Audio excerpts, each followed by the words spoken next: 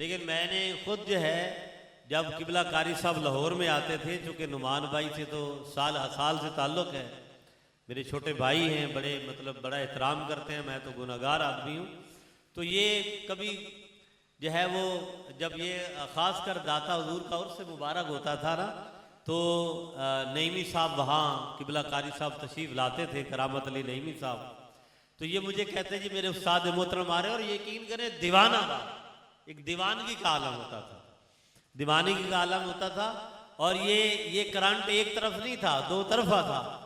मतलब ये अपनी वीडियोस भेजते थे, उस वक्त तस्वीर भेजते थे, और वाक़अतन किबला कारी करामत अली नईमी साहब जो है उस्ताद मोहतरम, वो भी इनसे यानी ये तो अपनी एक शागिर्दी में एहतराम करते थे ना, वो उस्ताद के कदरों कीमत के साथ वो भी बहुत ज़्यादा अपने एक शागिर्द को इज्जत और अफजाई अता फरमाते थे।